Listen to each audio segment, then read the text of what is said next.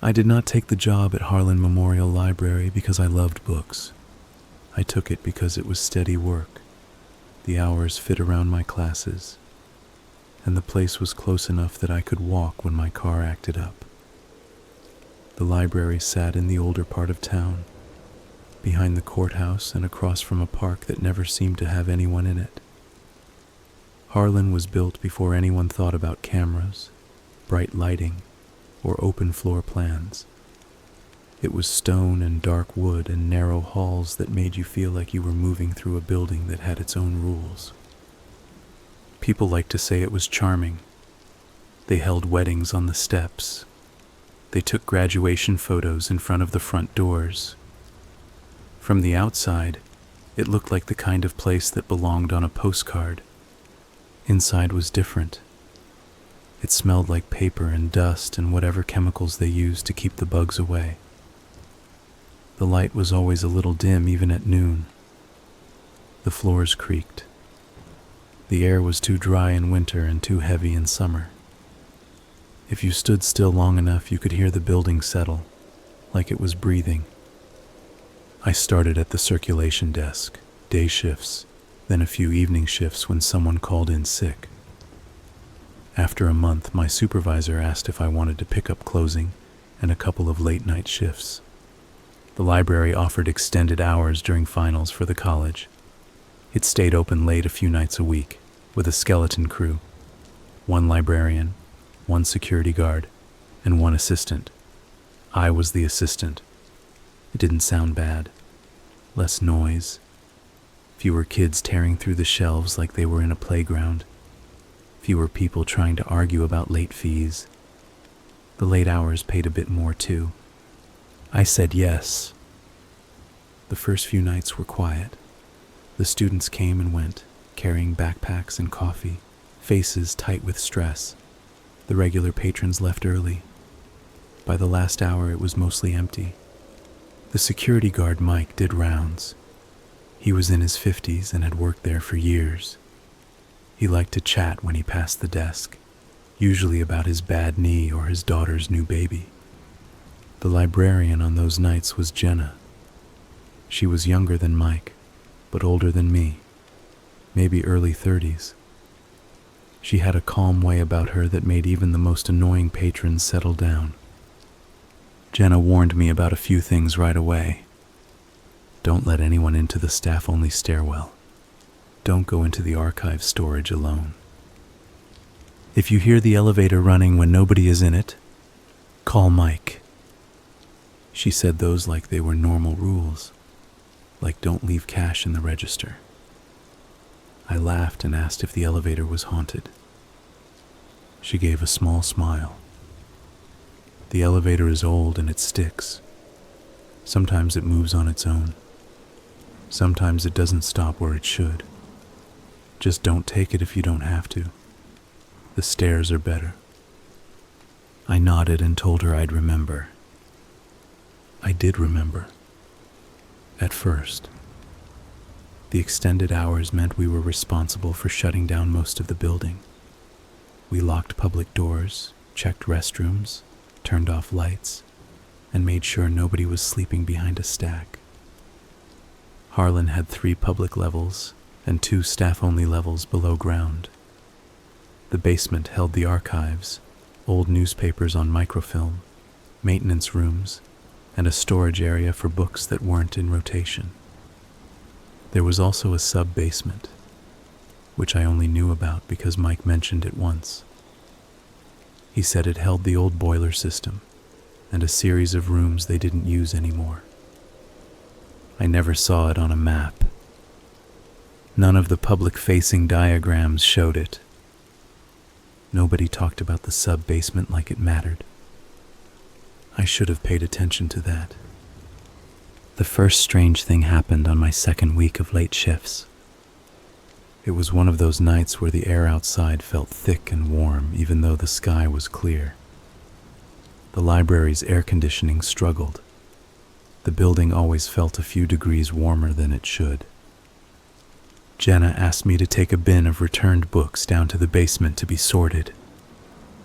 We usually left that for mornings, but the return slot had been heavy. I wheeled the bin toward the staff elevator. The elevator sat behind a locked door near the break room.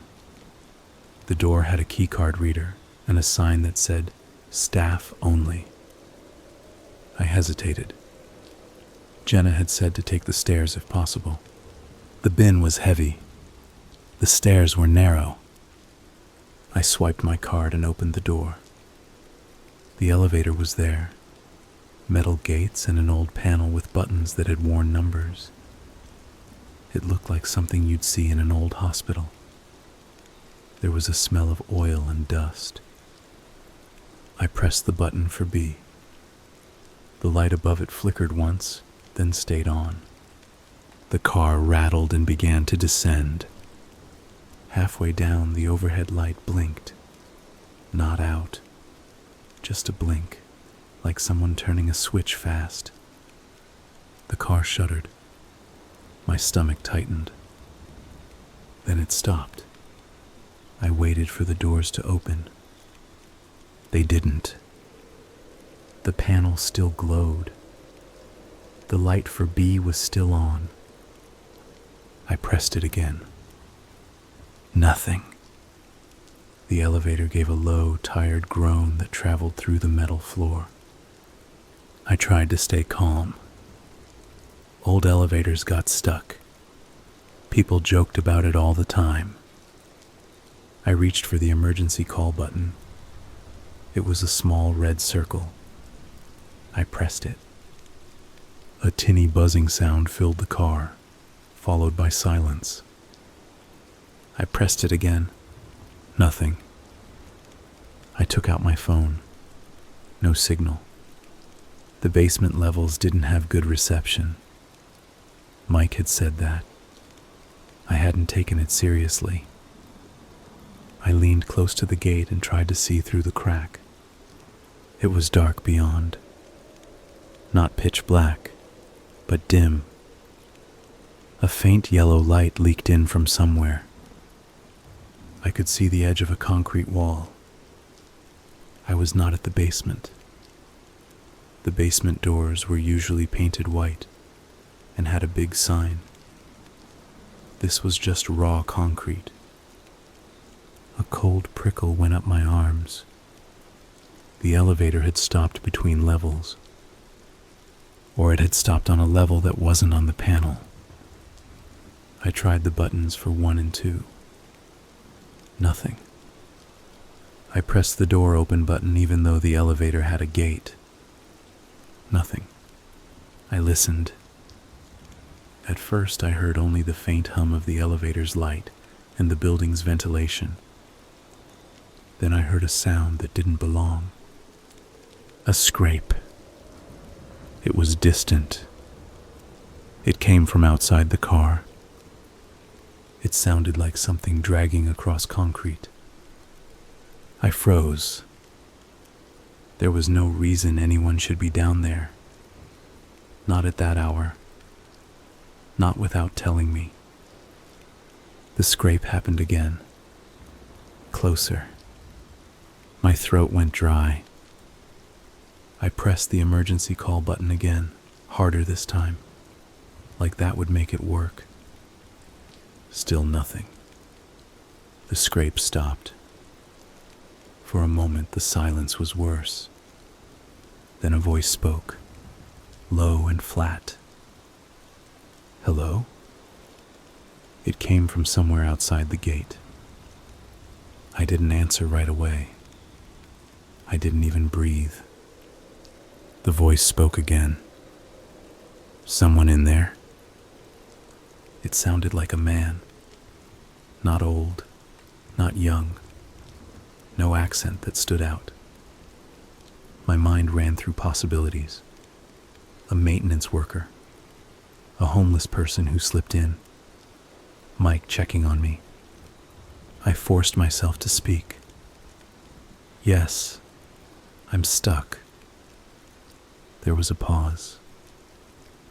I can help you, the man said. He sounded too calm. I gripped the handle of the cart inside the elevator. The cart rattled. I already called, I said.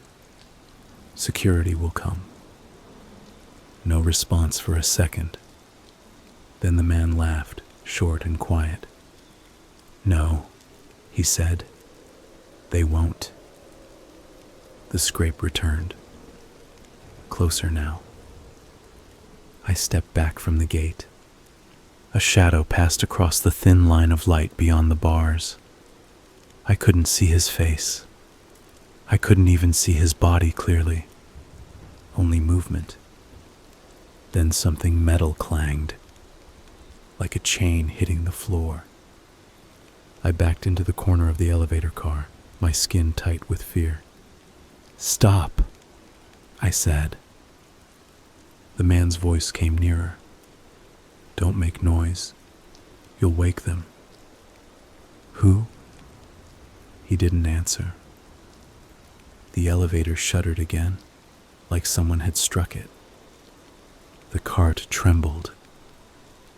I felt a strange pressure in my ears, like going underwater. Then the car jerked and continued downward. I nearly fell. The gate rattled. The man's voice faded behind us.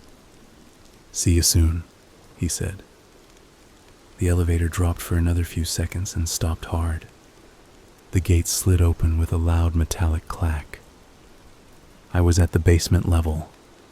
The hallway outside was lit by fluorescent lights that buzzed and made everything look sickly. The walls were painted off-white, scuffed and marked. A sign read, Archives. I stood there shaking, my hands stiff. I rolled the cart out, forcing myself to move. I looked up the hall. Nobody. No footsteps. No scraping. Only the normal basement smell of concrete and old paper. I left the books in the sorting room and got back on the elevator without thinking, wanting out. This time the elevator went up without a problem.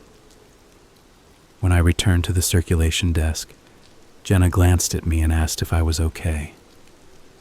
I told her the elevator had stopped between floors, and someone had been down there. Her face didn't change much, but something in her eyes did. You saw someone? She asked. No, I heard him. Jenna stared at the computer screen for a moment like she was reading something that wasn't there. Then she stood and walked to the phone. She made a call. Mike came in a few minutes later. He was out of breath like he'd been running. What happened? He asked. I told them again. Mike frowned. No one should be in the basement except staff, and the elevator has a lockout. It stopped, I said. In the dark, between floors. I heard someone dragging something. He talked to me. Mike exchanged a look with Jenna. Could have been maintenance, he said. Jenna shook her head. Maintenance isn't here tonight. Mike rubbed his jaw. You sure you didn't imagine it? Being stuck can make you hear things. I knew what it sounded like when someone tried to talk you out of what you heard. I didn't imagine it, I said.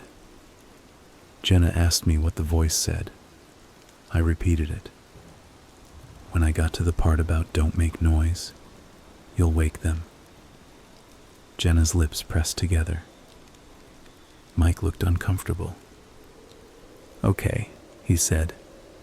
I'll check the basement. He grabbed his flashlight and keys. Jenna told me to stay at the desk and not go wandering. I sat there trying to focus on the screen, watching the little security camera feeds that showed the front entrance and the main reading room. The basement wasn't on those feeds. After a while, Mike came back upstairs. His face was pale under the fluorescent light. Nothing, he said. Nothing? I asked. No one down there. All doors locked. No signs of anyone. Elevator's fine. Jenna asked if he checked the sub-basement. Mike hesitated. "There's no reason to go down there," he said. Jenna didn't argue. She just nodded. Mike told me to avoid the elevator after that. I agreed. I told myself it was just a weird incident. A building old enough to have its own quirks. A noise that carried through the shaft. Someone outside the staff door, maybe. I tried to make it fit into something normal. But the man's voice stayed with me. "They won't. See you soon." I didn't sleep well that night. The next shift, I used the stairs. Then finals week hit harder, and everything got hectic. The library stayed full late. People returned books constantly. Jenna and I were stretched thin. The elevator became tempting again. And I made the mistake of thinking one bad experience didn't mean it would happen again. A week later, Jenna asked me to bring a stack of reserved books from the basement storage up to the main floor. They were in a room called the Annex, which was basically a storage area for older volumes that still circulated. I didn't want to go down. I hated the basement after what happened. But I didn't want to be a problem. "I'll take the stairs," I said. Jenna glanced at the pile. "That's a lot. Use the elevator. Mike's doing a round right now. He can meet you at the door." I hesitated. Jenna must have read my face. "It'll be fine," she said. "It gets stuck sometimes. That's all." I wanted to believe her. I took the elevator. It went down smoothly. The doors opened at the basement level like normal. I stepped out and walked down the hall toward the Annex. The basement always felt separate from the rest of the building, like you'd crossed into an area that wasn't meant for people. The ceiling was lower. Pipes ran along it. The lights flickered when you passed. The Annex door was propped open with a wedge. That was new. The Annex was usually locked. I slowed and listened. I heard movement inside. A soft thump, then a shuffle. "Mike," I called, feeling stupid. No answer. I stepped closer. The door was open a few inches more than usual, enough to see a slice of the room. Shelves packed tight with books, a concrete floor with dust, a rolling ladder on a track. Nothing else. I pushed the door open. The smell hit me first. Not paper. Something sharp and metallic. Then I saw her. There was a woman on the floor between the shelves. At first, my brain couldn't name what I was looking at. I thought she was sleeping, or fainted. Then I saw her eyes. They were open and fixed. Her face was twisted in a way that didn't look like sleep. There was blood on the floor under her head, dark and sticky. It spread out in a wide stain. Her throat was cut, not a neat line. It looked like someone had hacked at it, sawing through. Her hands were up near her chest as if she had tried to stop it. One of her fingers was bent the wrong way. I stared, unable to move. I knew her. I didn't know her name, but I recognized her.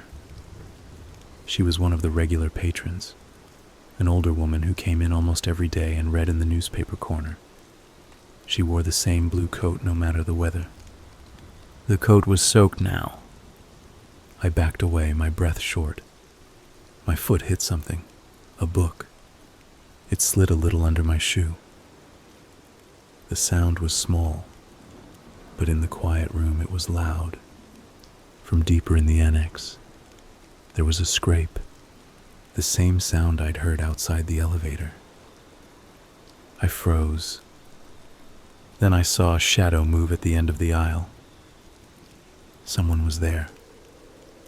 I didn't wait to see more. I ran. I ran out of the annex and into the hallway, nearly slipping on the smooth concrete. My heart hammered so hard it felt like it was trying to climb out of my throat. I ran toward the elevator, then stopped. If someone was in the basement with me, the elevator was a trap. A metal box with no signal. I turned and sprinted for the stairs. The stairwell door was heavy. I yanked it open, stumbled inside, and started up. Halfway up, I heard footsteps behind me. Fast, not Mike's careful limp. I climbed harder, my legs burning. The footsteps kept pace. The stairwell echoed, making it impossible to tell how close the person was. I didn't look back. I couldn't. I reached the top and shoved the door. It opened into the staff hallway on the main floor. I spilled out and slammed it shut. A second later, something hit the door from the other side. The metal shook. I backed away, hands out like I could push the air. The door handle rattled. Then it stopped. I stood there shaking, listening for another sound. Nothing. I ran to the circulation desk. Jenna looked up as I approached. She started to say something, but she saw my face and stopped. "What is it?" she asked. "There's a woman," I said, words tumbling. "In the basement. She's dead. In the annex. Her throat." Jenna's face went pale. Mike was near the front entrance, talking to a student. He noticed the change in Jenna and came over. "What's going on?" he asked. I pointed toward the staff hall. "Basement, annex. Someone killed her. I heard someone behind me in the stairs." Mike's mouth tightened. Jenna grabbed the phone, hands steady in a way mine weren't. She called the police. Mike told the student to leave and lock the front doors. He told Jenna to keep people on the main floor and not let anyone go toward the basement. Then he grabbed his flashlight and his radio. "Stay here," he told me. I shook my head. "Don't go alone." "I'm not leaving a killer in the building," he said. He headed toward the staff corridor. Jenna looked at me. "You need to sit down," she said. I did, mostly because my legs stopped working. For the next few minutes, time went strange. It stretched and then jumped. There were still patrons in the building, students, a couple of people in the computer area. Jenna made an announcement that the library had to close due to an emergency. She spoke calmly, like she was telling them the printer was down. Some of them grumbled. Some gathered their things and left. I kept staring at the staff corridor door. I expected Mike to come running out. I expected someone else to come running out. The police arrived faster than I expected. 2 officers first, then more. They took control of the main floor. They asked Jenna questions. They asked me questions. I tried to answer, but my mouth felt numb. When they asked me what I saw, I described the woman's body. I said the throat was cut. I said there was blood. I said I heard someone. The officer's pen scratched on his notebook. Another officer went with Mike down to the basement. Then we waited. Jenna sat beside me at the desk. She kept her hands folded tightly, knuckles white. I looked at her, You knew something was wrong, I said. She didn't answer at first. I didn't know this would happen, she said finally. You asked him about the sub-basement, I said. She looked down. Mike came back up later, escorted by a detective. Mike's face was gray. He wouldn't meet my eyes. The detective asked me to repeat my statement. This time he asked about the voice I'd heard in the elevator the week before. I told him. He asked if I recognized it. I said no. He asked if I saw anyone in the stairs. I said I saw only a shadow. He asked if I noticed anything unusual about the basement door or the annex. I said the annex was propped open. He nodded. Then he asked a question that caught me off guard. Did you hear the elevator? What? The elevator. Tonight. Did you hear it moving? I thought back. My mind was a mess. I don't think so, I said. The detective's eyes narrowed slightly. You ran up the stairs so you didn't use it. But did you hear it at any point? I shook my head. He looked at Jenna. Jenna swallowed. What? I asked. The detective said, the elevator was found in the sub-basement. The car is down there, and the lockout was bypassed. Someone used it. My stomach turned. Mike finally spoke. It can't go down there unless the old control is used. Someone used it, the detective said. He asked Mike where the sub-basement access was. Mike hesitated again. Jenna said, there's a stairwell behind the archive stacks. It's not on the public map. Mike shot her a look. The detective stared at them both. Why isn't it on the map? Mike said, it's unsafe. The city told us to keep it locked. It's old boiler rooms and storage. Nothing is down there. Jenna's voice was quiet. Not nothing. Mike's jaw tightened. The detective asked Jenna what she meant. Jenna looked at me, then at the detective. There are records, she said. Old circulation ledgers, staff journals, things the city didn't want in the main archives. I found references. The detective asked what kind of references. Jenna took a breath. People went missing here, years ago. Not just patrons, staff. The room felt colder. I stared at Jenna.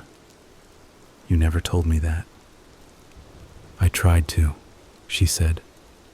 But people don't want to hear it. It becomes a story, a rumor, and then it dies. The detective asked for those records. Mike said they were sealed. The detective said that with a murder on site, sealed didn't mean much. They went back downstairs. They made us leave. I walked out of the library into the warm night air. The police lights flashed against the stone walls. The park across the street looked darker than usual. I sat on the curb and tried not to throw up. One of the officers gave me a blanket even though it wasn't cold. The blanket smelled like plastic. Jenna stood nearby, arms crossed tight. Mike sat on the steps, head in his hands. The patrons were gone. The street was quiet. I kept thinking about the woman's face. Her eyes open, her hands up like she tried to stop it. I kept hearing the scrape. They won't. See you soon. I didn't go back to work the next day. I called in sick. Jenna texted me once, asking if I was okay. I didn't answer. My friends told me not to go back at all. My mom begged me to quit. I told myself I would. But the next night, I found myself walking toward the library anyway. I don't have a good excuse. Curiosity, fear, stupidity, a need to make it make sense. Maybe I wanted to believe there was a normal explanation, a random attacker, someone who slipped in, a fight that ended badly. But there was the voice in the elevator, the scraping, the sub-basement. The building felt like a mouth that had been closed for a long time. I wanted to see what was inside. The police had kept the library closed. Crime scene tape covered the front entrance. A patrol car sat nearby. On the side of the building there was a delivery entrance. Staff used it for book shipments. I had a key card. I stood there for a long time, staring at the door. Then I swiped. The lock clicked. I slipped inside. The building was dark, not completely. Emergency lights glowed in the hallways, small green and red points. The air was stale. My footsteps sounded too loud. I moved toward the staff corridor. The circulation desk area was empty. No computer screens lit. No lamps. I passed the break room and saw the staff elevator door. I stopped. I could hear something. A faint hum. Not the building settling. Something mechanical. The elevator. It was running. I stared at the door. My skin crawled. The elevator shouldn't move without power to the staff systems. The building was supposed to be closed. I stepped closer. The hum stopped. Silence. I told myself it was my imagination. But then I heard the scrape. It came from the other side of the elevator door. I backed away.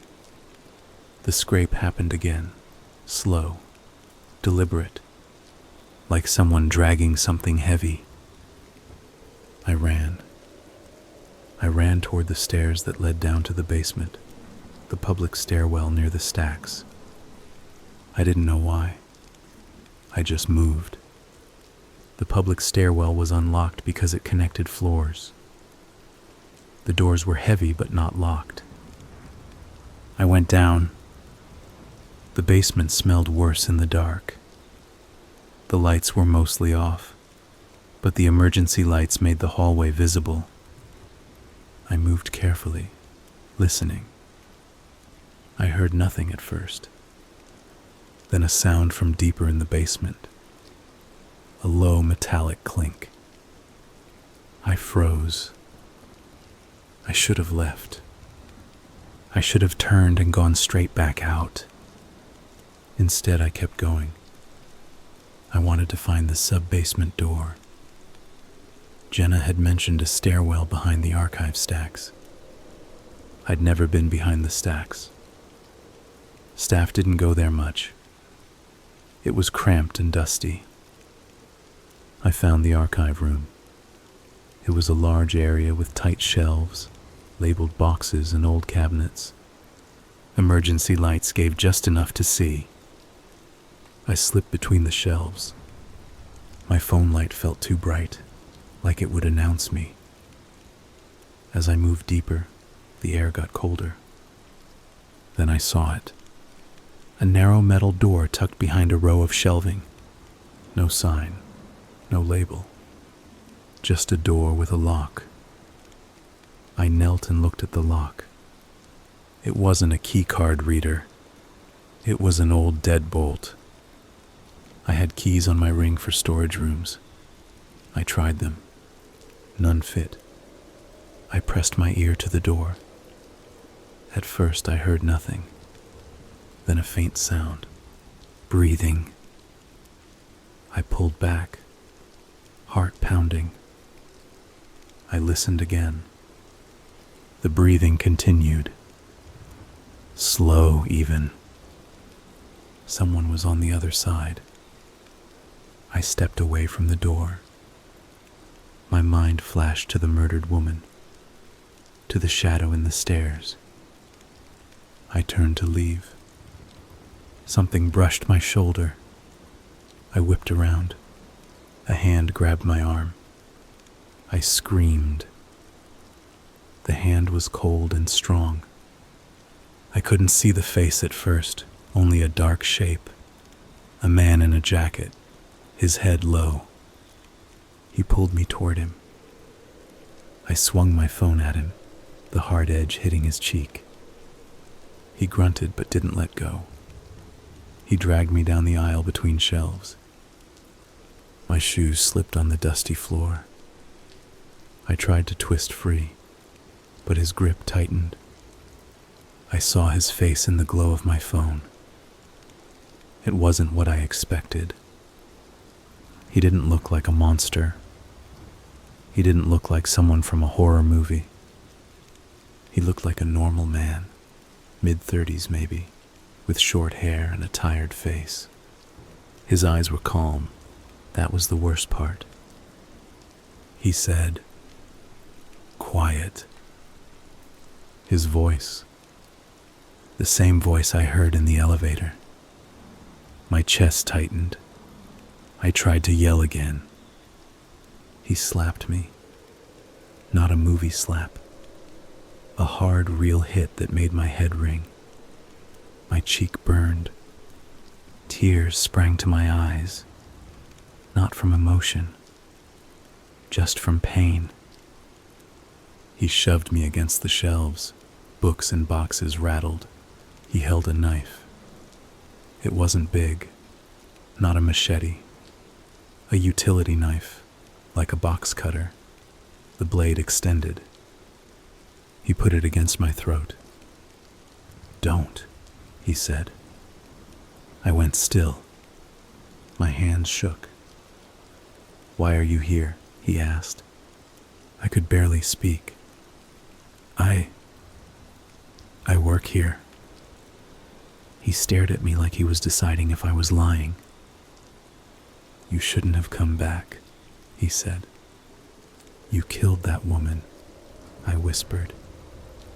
His eyes didn't change. "She came looking." "For what?" He didn't answer. He pressed the blade a little harder. Not enough to cut, but enough for me to feel the sharp edge. "You heard me before," he said. "In the elevator." "Yes." "And you still came." I tried to swallow. The blade made it difficult. He leaned closer. I smelled stale coffee on his breath. "People never stay away," he said. "They smell it, like dogs. They smell a place that has a secret and they can't stop themselves." I didn't know what to say. He lowered the blade slightly but kept it close. "Tell me," he said. "What did you see the first night?" "I was stuck," I said. "I heard you. I didn't see you." He nodded slowly, like that confirmed something. "And tonight," he said. "What did you come for?" I couldn't tell him the truth because I didn't even know it. I wanted to know what was going on, I said. He exhaled through his nose, almost amused. "That's always it," he said. "People want to know. And when they know, they can't live with it." He pulled the knife away and grabbed my wrist. "Come," he said. He dragged me toward the hidden metal door. I tried to resist. He twisted my arm behind my back. Pain shot up my shoulder. "Don't fight," he said. He reached into his pocket and pulled out a key. He unlocked the door. The door swung open. A staircase descended into darkness. A smell wafted up. Not just damp concrete. Rot. My stomach flipped. He shoved me forward. I stumbled down the first steps. He followed close behind. The door closed above us with a heavy click. The darkness was thick. Then a light flicked on. A single bulb on the wall, bare, casting harsh shadows. The stairwell was narrow and steep. We went down. My legs felt weak. At the bottom, a corridor stretched out. Concrete walls, exposed pipes, old doors with peeling paint. This was the sub-basement. I could hear a low hum, like a generator. The man kept his hand on my arm, steering me. We passed a door that was partially open. I glanced inside and saw something that made my breath catch. A body. A man. Face down. Shirt dark with blood. His arms were bent under him. I didn't recognize him at first. Then I saw the shoes. Mike. His flashlight lay a few feet away. His radio was broken, pieces scattered. His head was turned at an angle that wasn't right. The back of his skull looked crushed. I made a sound, small and broken. The man tightened his grip. "Don't," he said. I stared at Mike's body as we moved past. My mind struggled to accept it. Mike had been alive last night. He had been sitting on the steps, head in his hands. Now he was here, down in the hidden part of the building, like he'd been dragged out of sight. I wanted to throw up. We reached another door. This one was metal and thick, like it belonged in a utility area. The man opened it. Inside was a room that used to be a boiler area, I think. There were old tanks and pipes along the walls. But the center of the room had been cleared. There were tables. Not library tables. Folding tables, like from a church basement. They were covered in items. Books, files, stacks of paper, and things that didn't belong. Knives, gloves, plastic sheeting. I saw a bucket. The smell was stronger in here. The man pushed me in. The light overhead flickered on. The room was brighter than the corridor, but still dim. I saw another person. A woman sitting in a chair against the wall. Her head was slumped. At first I thought she was dead. Then she lifted her face. Jenna. Her mouth was taped. Her hands were bound. Her eyes met mine. They were wide with terror. I tried to run to her. The man yanked me back. He shoved me into another chair. I fell into it hard. He wrapped something around my wrists, a zip tie, pulling it tight. My hands went numb. He stepped back and watched me. "Why?" I said, voice shaking. He tilted his head. "You found the wrong door," he said. Jenna made a muffled sound. The man walked to her and pressed a finger to her lips like she was a child. "She already knows," he said. "She knew before you." I looked at Jenna, desperate for answers. Tears slid down her cheeks. The man returned to the tables. He began arranging papers like he was preparing a presentation. My mind raced. This wasn't a random attack. He had a place, a system, tools. He had been using the sub-basement for a long time, and Jenna had discovered it. He picked up a ledger, old and thick. "This is why," he said. He opened it. The pages were filled with names and dates, written in old ink. He traced a finger down a column. "Books," he said. "Everyone thinks it's about books." He looked at me. "It's about the people who can't stop themselves," he said. "The ones who keep coming back, even when it costs them." He flipped through more pages. "These are records," he said. "They logged everything. Who borrowed what? Who returned what? Who never returned?" His voice stayed calm, like he was reading a grocery list. "Years ago, someone here started keeping a different record," he continued. "Not for the city, not for the public. A private record." He tapped the ledger. "I found it," he said, "buried in the old rooms." He smiled slightly, and I understood what it was. I stared at him. He continued, "It's a list of debts." I swallowed. "Debts?" He nodded. "People take things from the library," he said. "Not just books. Time, attention, quiet, a place to hide, a place to be safe. They take and take." He looked at Jenna. "Some take more," he said. Jenna shook her head, a small, desperate movement. The man's gaze returned to me. "The library takes two," he said. "It takes people in. It keeps them.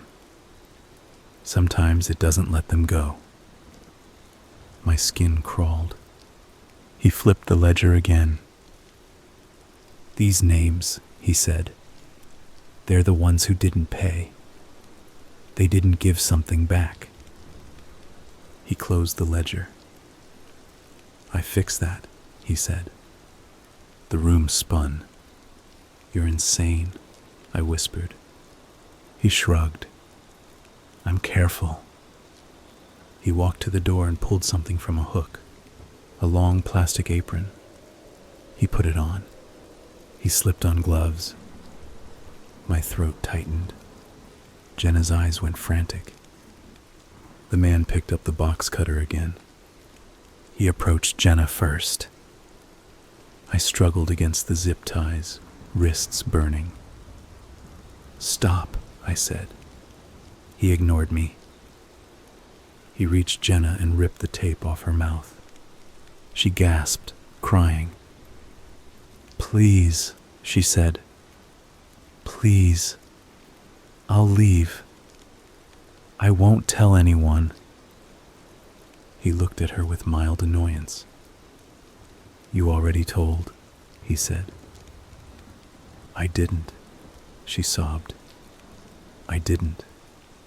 I only told Mike and the police after the woman." He nodded once. "That's enough." He grabbed Jenna's hair and pulled her head back. She screamed. The sound echoed off the concrete.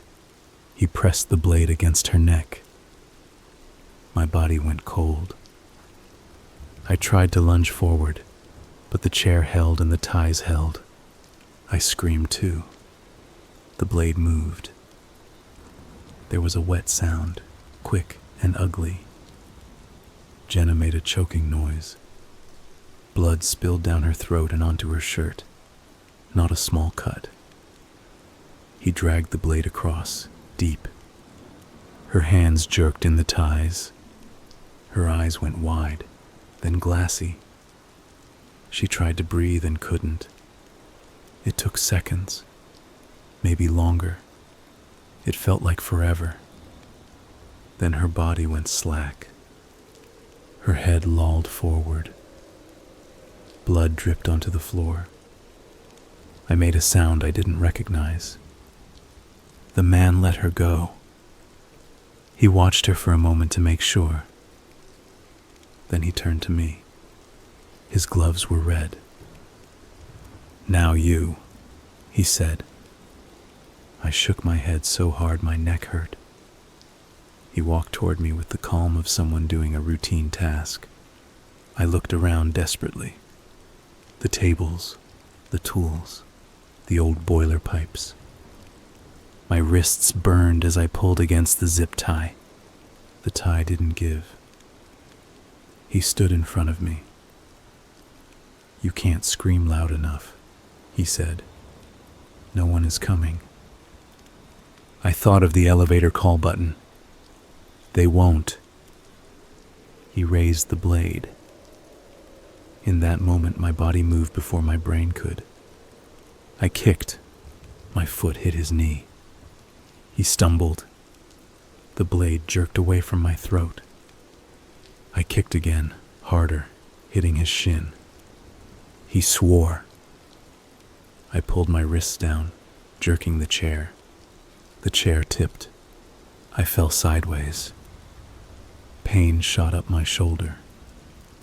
But the chair hit the floor, and the tie scraped against the metal leg. I saw a sharp edge. The zip tie caught on it. I twisted, grinding it. The plastic stretched, thin. The man grabbed the chair and tried to steady it. He reached for me. I kept twisting. The zip tie snapped. My hands came free. I scrambled up, adrenaline making my limbs clumsy. The man lunged. I swung my fist into his face. It hurt. I think I broke something in my hand, but his head snapped back. He grabbed me by the shirt. We crashed into the table. Papers flew. A knife clattered to the floor. I grabbed the first thing my hand found. A heavy book. An old encyclopedia volume. I swung it at his head. It connected with a dull thud. He staggered. I swung again. This time he went down. He hit the concrete hard. His head bounced. He groaned. I stood over him, breathing hard, the book raised. He looked up at me. His face was split at the cheek. Blood ran. His eyes were still calm. "Do it," he said. My hands shook. I wanted to kill him. The thought was simple and clean, but I didn't. I dropped the book and ran. I ran out of the room, past Jenna's body, past Mike's body, down the corridor. I didn't know the way out. The stairwell we came down was behind a locked door. I sprinted back toward it. My hands fumbled at the doorknob. It was locked. I panicked. I slammed my shoulder against it. It didn't budge. I turned and ran the other way down the corridor. There were more doors. Some were locked. Some were open. I threw open one and found an old storage room filled with broken chairs and boxes. No exit. I heard footsteps behind me. The man was coming, faster than I expected. I ran again. The corridor ended at a stairwell that went up, but it was blocked by a metal gate. I grabbed the bars and shook them. They rattled but held. I looked through. Above was a set of stairs leading to a door. I could see light leaking from the cracks. This might connect to the basement. The gate had a lock. I didn't have the key. Behind me, the footsteps got closer.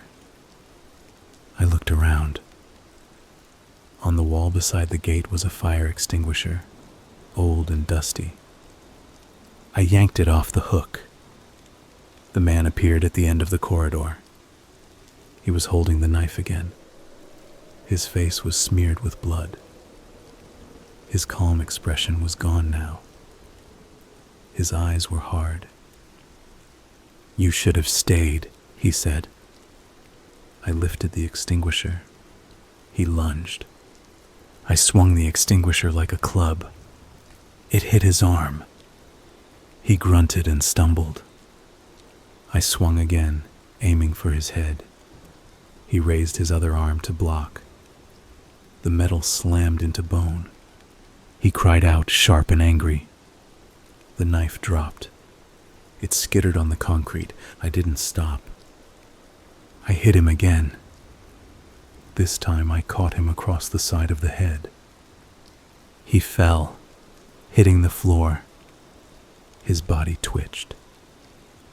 I stood over him, breathing like I was drowning. The extinguisher felt too heavy now. I raised it and brought it down again. His head struck the concrete. He made a wet, choking sound. I hit him again.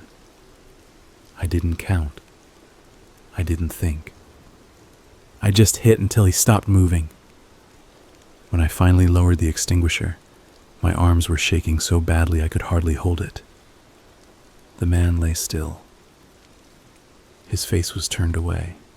Blood pooled around his head. I stood there for a moment, waiting for him to breathe. He didn't. I dropped the extinguisher. It clanged on the floor. I stumbled to the gate. I grabbed the lock. I hit it with the extinguisher. The lock dented but didn't break. I hit it again. The metal bent. The lock snapped. The gate swung open. I ran up the stairs. The door at the top was locked with a push bar. I slammed into it. It opened. I stumbled into the basement. The basement hallway was dim, but it felt like daylight compared to the sub-basement. I ran toward the public stairwell. I didn't know if there was a police officer outside. I didn't know if anyone was watching the front. I ran anyway. When I reached the main floor, I heard voices. Police. 2 officers were in the lobby, flashlights in hand. They spun toward me, weapons raised. "Hands!" one shouted. I lifted my hands, palms out, blood on my fingers. "I work here," I choked out. "He's down there.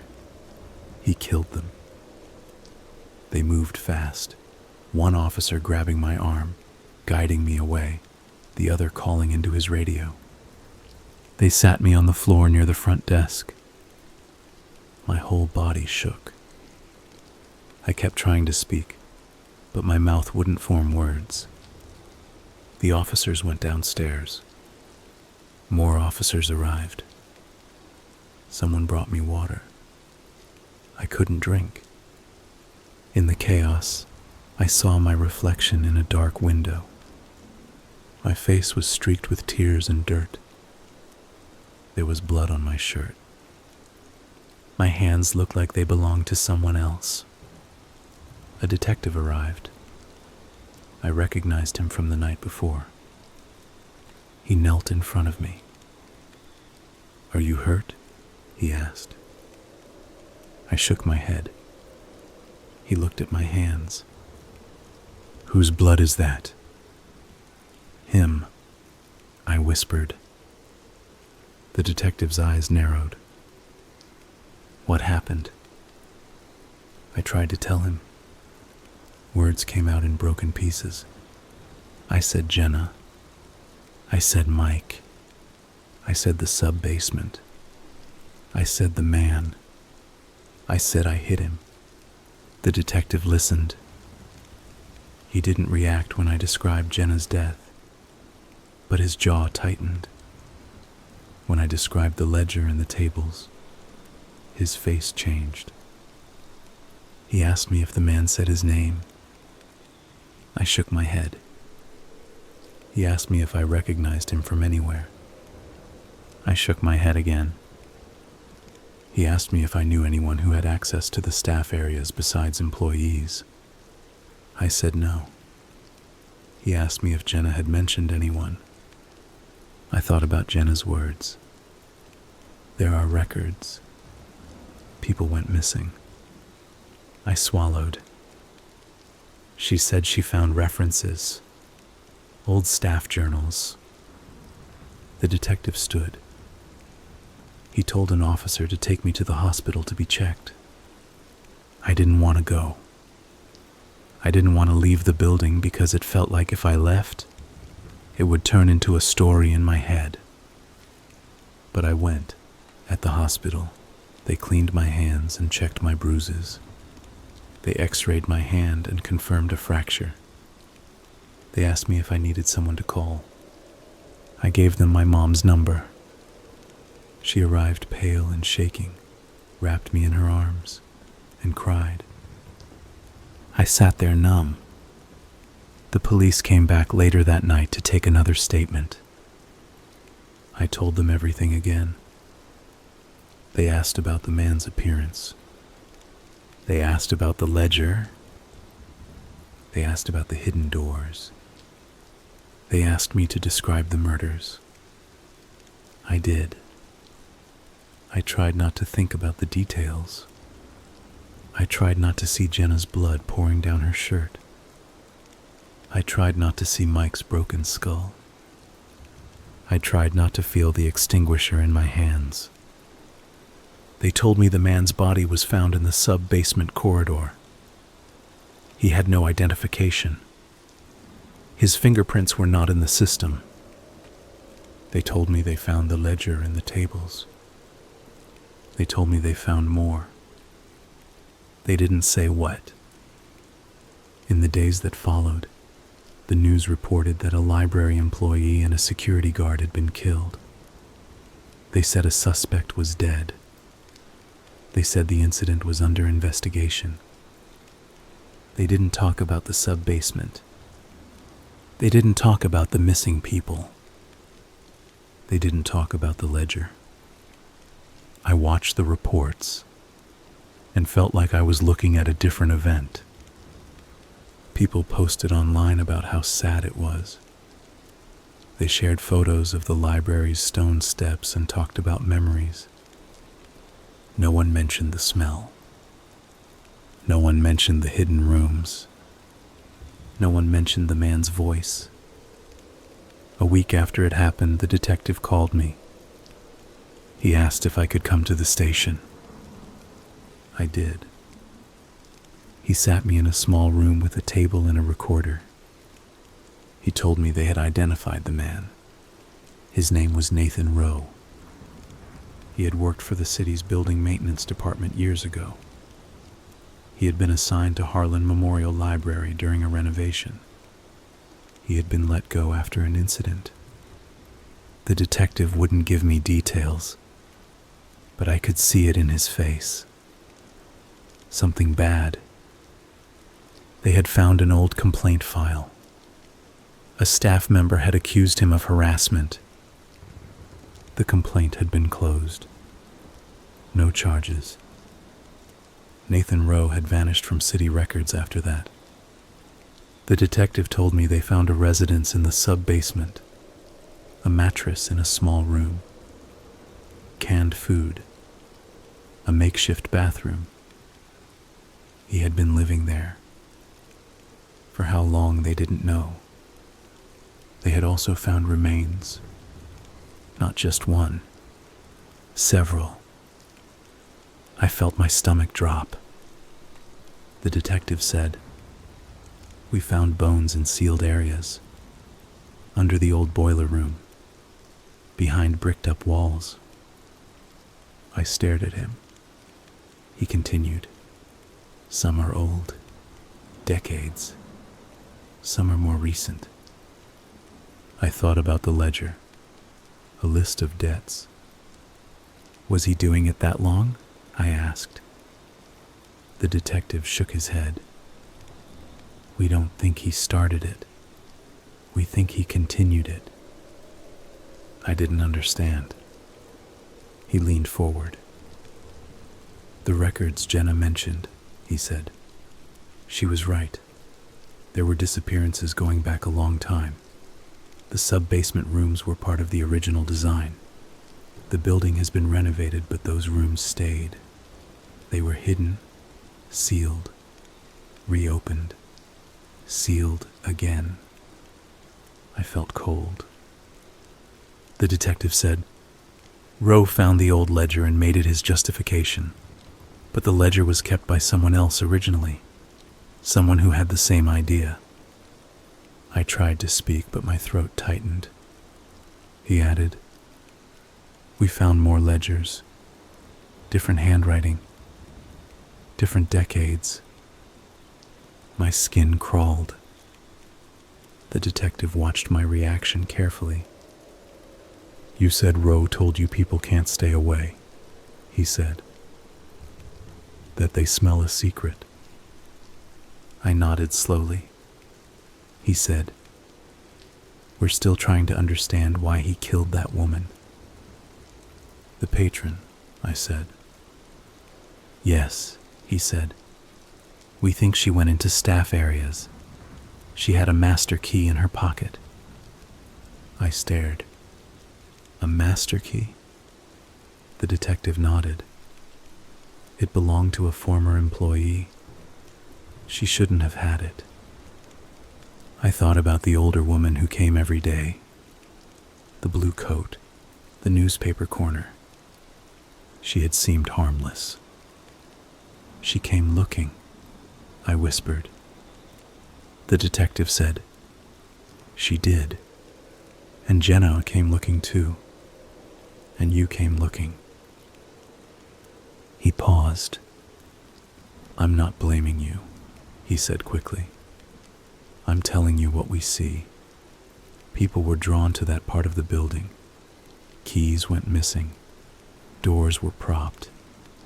The place was compromised. I didn't answer.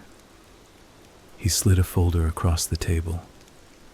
Inside were photocopies of pages from the ledger. Names, columns. Some had notes beside them.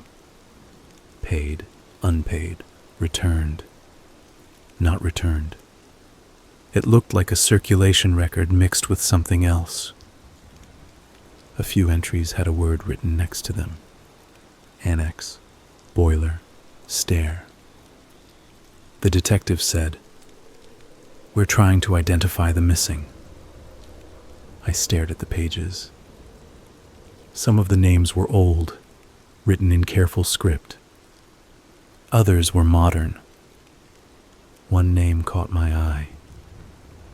Not because it was familiar, because it was mine. My name was there, written in neat handwriting. Next to it, a note. Late. I felt a wave of nausea. I didn't borrow anything late, I said. The detective frowned. What? I pointed. He looked. His face changed. He picked up the page and stared. Where did this copy come from? I asked. He didn't answer immediately. He stood and left the room. I sat there, hands trembling. My name. It didn't make sense. I hadn't been working there long enough. I hadn't checked out books from the staff ledger. The detective returned a minute later with another officer. They asked me if I ever used the staff-only ledger. I said no. They asked me if anyone else had my information. I said, The library has my name on file, for payroll. The detective looked uneasy. He said, These copies were made from a ledger found in Rowe's room, but that page wasn't in the ledger when we cataloged it. I stared. What do you mean? He said, We have the original. That page is different. It doesn't have your name. I felt my mouth go dry. He slid another photocopy across the table. It was the same page, same handwriting, but without my name. I looked back and forth. My brain couldn't fit it together. The detective said, "We don't know when that copy was made. It could be older. It could be altered. We're still processing evidence." I couldn't hear him clearly. I kept seeing my name. Late. I left the station with my mom. She wanted to take me home. I told her I needed air. I walked alone around the block. I tried to tell myself it was a mistake, a copying error, a coincidence. But deep down, something else was happening. I started noticing things. Small things. At night I would wake and think I heard a scrape in the hallway outside my apartment. I would hold my breath and listen. Sometimes it was nothing. Sometimes I heard a soft drag, like fabric on carpet. I would get up and check, heart pounding. There was never anyone. One afternoon I found a library book on my kitchen table. I hadn't checked it out. It was an old hardback with a faded cover. The title was stamped in gold. Municipal Building Records. My hands shook as I opened it. Inside the front cover was a card pocket. The card was missing. But there was something else inside the pocket. A slip of paper. On it, in neat handwriting, was a note. "You came back." I stared at it until my vision blurred. I searched my apartment. All doors locked, windows closed. No sign of forced entry. No sign anyone had been there. But the book was on my table. I called the detective. He told me to bring the book in. When I did, they dusted it for prints. They found mine. They found nothing else. The detective looked tired. "Sometimes people leave things," he said. "Sometimes cases have loose ends." "What kind of loose end writes notes?" I snapped. He didn't argue. He just asked me if I was seeing a therapist. I left angry. I tried to live like normal. I went to class. I avoided the area near the library. I kept my curtains closed. I slept with a kitchen knife beside my bed. I told myself that was temporary. It became routine. Months passed. The library reopened under a new name. They renovated again. They added cameras. They added bright lighting. They sealed the sub-basement access. Or they said they did. They held a memorial for Mike and Jenna. I didn't go. I couldn't. The town moved on. People always do. But I didn't. I started working at a coffee shop instead. I kept my head down. I tried to be invisible. Then one evening, as I was closing the shop, I saw someone across the street. A man leaning against a wall. He wore a jacket. His head was low. At first I thought it was just a customer waiting for a ride. Then he lifted his face. Not Nathan Rowe. Someone else. Older. His eyes were calm. He watched me like I was on a shelf. I froze. He didn't move. He didn't smile. He just watched. My heart hammered. I turned and went back inside, locking the door. I called my manager and told her I needed to leave through the back. She asked why. I said I felt unsafe. She told me to call the police. I did. By the time the police arrived, the man was gone. They took a report. They asked for a description. I gave it. They asked if I recognized him. I said no, but I did.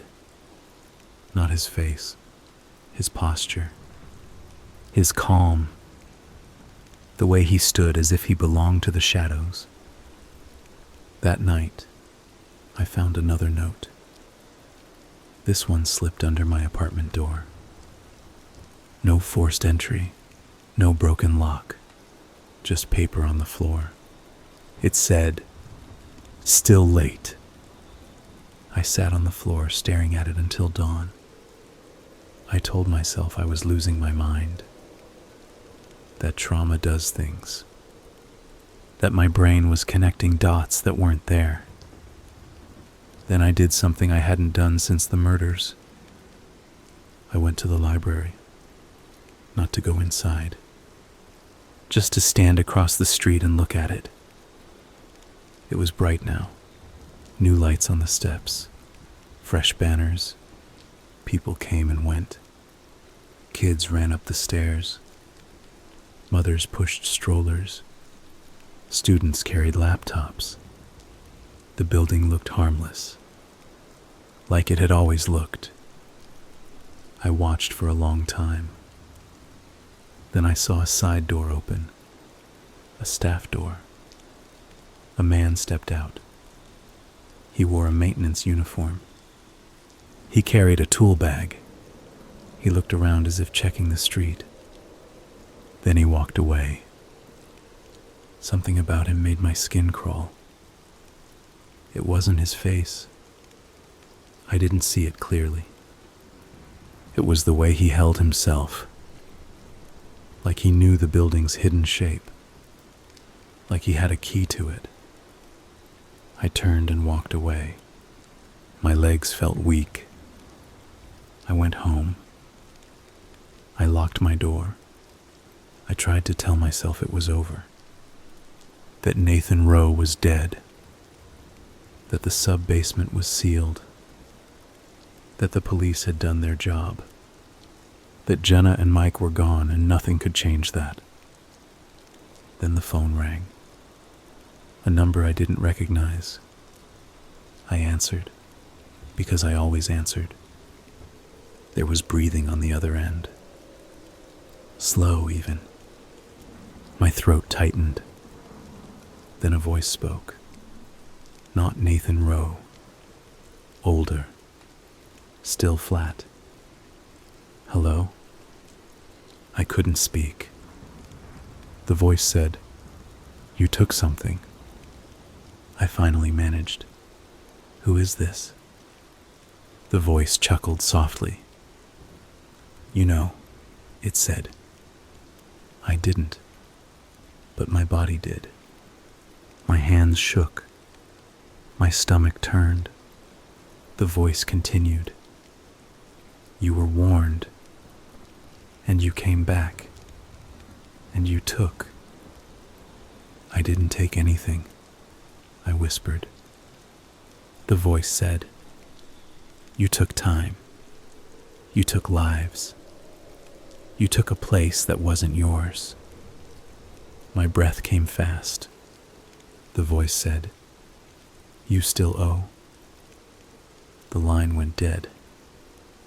I sat there, phone pressed to my ear, listening to nothing. The next day I tried to leave town. I packed a bag. I called my mom and told her I needed to go somewhere for a while. She begged me to stay. She said I was spiraling. I didn't argue. I drove out of town, heading toward the highway. As I passed the library's neighborhood, the traffic slowed. Road work. A lane closed. Cars crawled. I looked out the window. On the sidewalk near the park, a man stood. The older man. He watched the cars. He watched me. His eyes met mine. I felt like my lungs stopped. He raised his hand. Not a wave. More like a small acknowledgement. Like he was checking a name off a list. I hit the gas as soon as the lane opened. My hands shook on the wheel. I drove until my tank was low and my nerves felt raw. I stopped at a motel off the highway, the kind with thin walls and a buzzing neon sign. I checked in, went to the room, locked the door. I sat on the bed with my bag still zipped. I tried to breathe. I told myself I was safe because I was far away. Then I heard it. A scrape outside the door. Slow. Deliberate. Like something being dragged across concrete. I held my breath. The scrape stopped. There was a pause. Then a soft knock. Not 3 taps. Not a rhythm. Just a single knock. Like someone polite. My blood went cold. A voice came through the door. Flat, older. "Open up," it said. I didn't move. The voice continued, calm as ever. "You don't get to leave with what you owe." I clutched the knife from my bag. My hand shook. The lock rattled. The door handle moved. My stomach dropped. I had locked it. I had latched it. The handle moved anyway. The door opened. Not wide. Just enough for a thin slice of hallway light to cut into the room. In that slice, I saw a hand. Old, veined, holding a key. I stood up, backing away. The door pushed wider. The older man stepped in. He wore the same jacket. His face was lined. His eyes were calm. He looked at the knife in my hand. He didn't flinch. He said, "That won't help." I tried to speak. Nothing came out. He took a step closer. The smell of dust and paper seemed to cling to him, impossible in a motel room. He said, "You saw the list." I swallowed. "Who are you?" He smiled slightly. "A librarian," he said. Then he reached into his pocket. He pulled out a small card, a library card. He held it up. On it was my name. I stared. He said, "You checked out a debt." My hands shook. "I didn't," I whispered. He stepped closer. Behind him, the hallway was empty. No one called out. No one noticed. He said, "People think it ends when one man dies. But the library isn't one man." I backed until my knees hit the bed. He said, "It's a system. It's a habit. It's a place built to swallow what people don't want to see." My voice cracked. "What do you want?" His calm eyes stayed on mine. "What the ledger asks for," he said. "Balance." He moved fast then. Not old and slow. Fast. He grabbed my wrist. The knife slipped in my sweaty grip. It fell to the floor. He twisted my arm, pain sharp. I cried out. He pulled me toward the door. I struggled, kicking. My heel hit his shin. He didn't react. He dragged me into the hallway.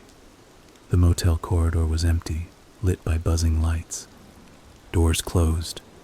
No one came out. He pulled me down the hall. At the end was a maintenance door.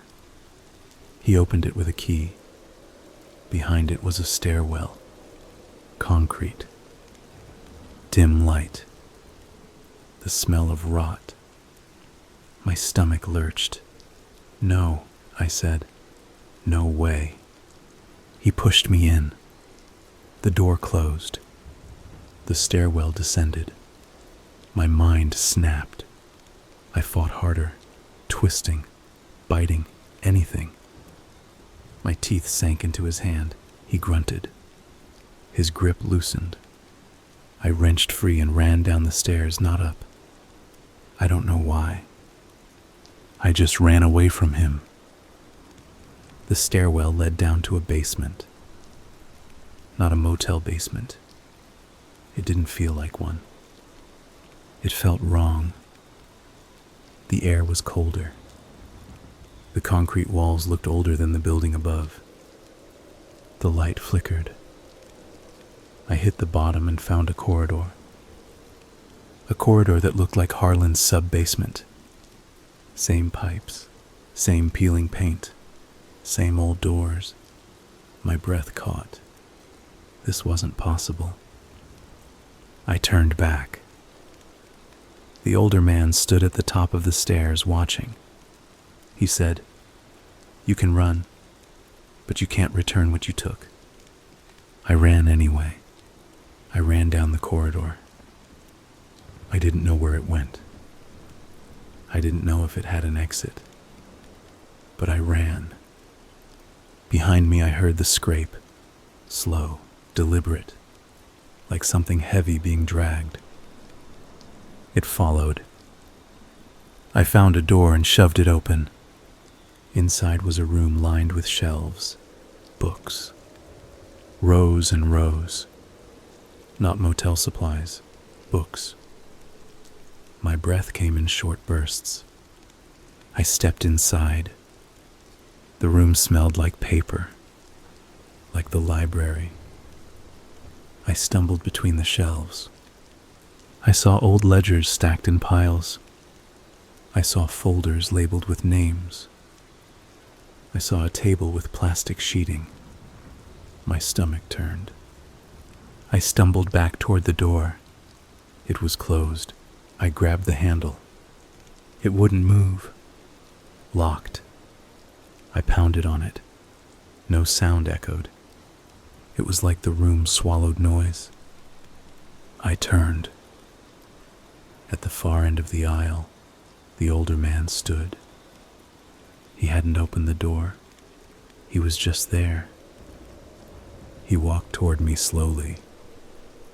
His shoes made no sound. He said, "You wanted to know what was inside. Now you do." My legs shook. I backed away until my back hit a shelf. Books shifted behind me. A ledger fell thumping at my feet. It opened to a page. My name, written again. Late. The older man reached out. I screamed. The lights flickered. The air smelled of rot and paper. His hand closed around my throat. Cold, strong. I clawed at it. He leaned in close. His voice was soft. "Shh," he said. "Don't make noise. You'll wake them." My vision blurred. I felt myself slipping. Then everything went dark. I woke up on a concrete floor. My throat hurt. My head throbbed. I sat up slowly. I was in a room, not the book room. A small room with a low ceiling, a single bulb, a metal door. My hands were tied, not with zip ties, with rope. My mouth was dry. I tried to remember how I got here. The older man, the motel, the impossible corridor. I heard voices outside. 2 voices, one older, one younger. The younger voice was familiar. My blood turned cold. It was Nathan Rowe's voice, but he was dead. I had killed him. I heard him laugh softly. The older man said something I couldn't make out. Then Nathan's voice said, "She came back." The older man responded, They always do. My mind spun. Footsteps approached. The door opened. Light spilled in. Nathan Rowe stood there. His face was bruised. There was a scar across his cheek. But he was alive. Or he looked alive. Behind him, the older man stood, calm as ever.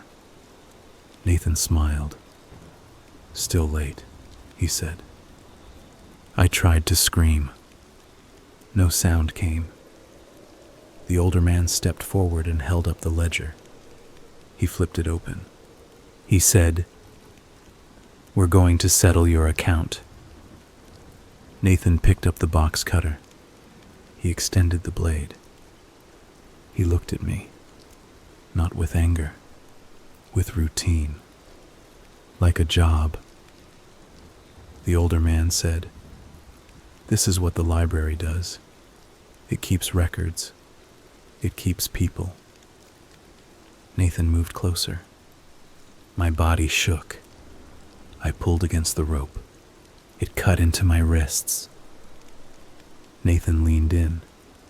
He said, "You shouldn't have gone looking." The blade hovered near my neck. In that moment, I realized something that should have been obvious.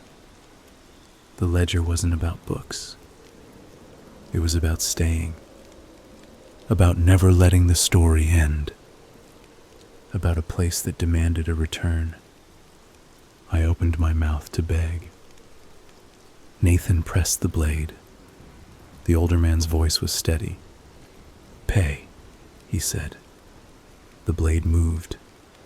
Pain flared. Not a clean cut. A tearing. I choked. Warmth spread down my chest. My vision shook. Nathan's face stayed calm. The older man watched. I tried to breathe. I couldn't. The room tilted. As I fell, my eyes caught the ledger again. Another name on the page. Not mine. Someone else. Another debt. Another person who would come looking. Because people always do. The last thing I heard was the scrape. Slow. Deliberate. Like a book being dragged back onto a shelf.